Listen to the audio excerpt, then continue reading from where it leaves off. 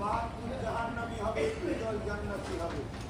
সাহাবারা জিজ্ঞেস করলেন কোন দল জান্নাতি?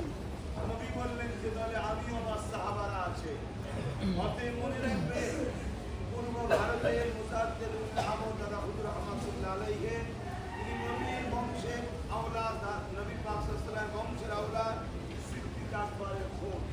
তিনি পূর্ব ভারতের মানুষকে কোরআন সুন্নাহ ইজমা কিয়াস শিখিয়েছে। এক কথায় রাসূল ও সাহাবাদের রাস্তা দেখিয়েছে। আস্তে সুস্থে গাড়ি চালিয়ে ঘরে যেতে বলবেন, তাড়াহুড়ো করবেন না। আল্লাহ যদি আমাকেও আমাদেরকে হায়াতে রাখে, ইনশাআল্লাহ আবার দেখা হবে।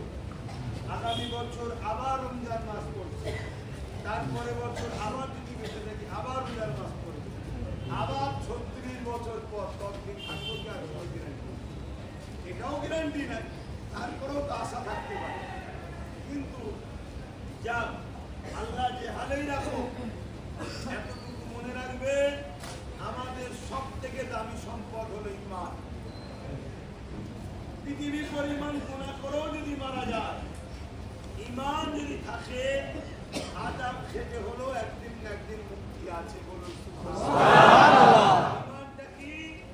নবী হযরত মুহাম্মদ সাল্লাল্লাহু আলাইহি ওয়াসাল্লামের প্রেম, আদব, দিল থেকে নবীকে রাসূল জেনে আদবের সাথে ভালোবেসে মেনে নেওয়া, এটা হলো ঈমান।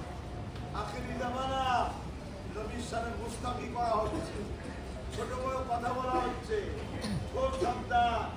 ভালো ভালো ঘরের ছেলেরা, ভালো ভালো আলেমরা, সত্যিকারেরই আলেম, তারা অস্বীকার করছি না, কিন্তু খোদা তাদেরকে ধ্বংস করে দিচ্ছে। রাসূলুল্লাহ সাল্লাল্লাহু আলাইহি মুস্তাকিমূলক ভাষা বলে ফেলছে। তাদের পাল্লায় পড়ে ঈমান নষ্ট করবেন না। আল্লাহ আমাকে ও আমাদেরকে হিদায়াত দেন। বলুন আল্লাহ।